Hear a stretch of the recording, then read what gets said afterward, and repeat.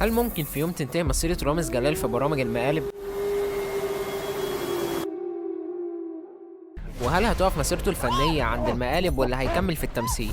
ده اللي هنعرفه في فيديو النهاردة.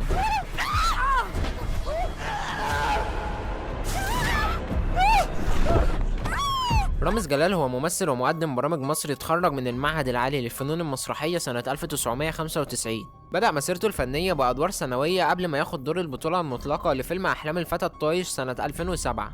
رامز جلال هو ابن المخرج المسرحي جلال توفيق وأخو الفنان ياسر جلال. بدأ رامز جلال في التمثيل أثناء دراسته في المعهد من خلال مشاركته في مسرحية جوز ولوز مع أحمد بدير وعايدة رياض وسعاد نصر وحسن حسني، ودي تعتبر أول مسرحية يشارك فيها، لحد ما وصل لأول فيلم ليه وهو 55 إسعاف مع محمد سعد وأحمد حلمي وغادة عادل، ومن هنا بدأت شهرته في عالم التمثيل.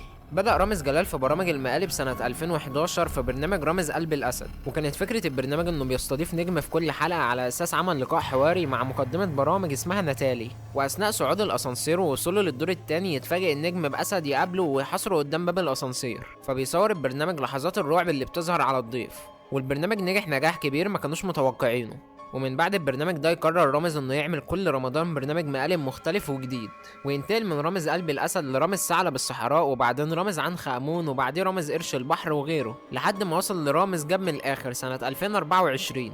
وطلعت اخبار واشاعات بتقول ان دي هتبقى اخر سنة لمقالب رامز، ولحد وقت تسجيل الفيديو ده محدش عارف رامز هيعمل ايه السنة دي. لكن لازم نيجي لموضوع مهم، وهو هل فعلا مقالب رامز حقيقية ولا تمثيل؟ قالت مديرة أعمال النجم العالمي شاروخان إنه كان عارف إنه رايح لمقلب رامز، وكل اللي شفناه ده تمثيل، ده غير الممثلين التانيين اللي قالوا نفس الكلام. وكده نكون وصلنا لنهاية الفيديو. لو عجبك الفيديو ما تنساش اللايك والاشتراك في القناة، وبس كده، سلام.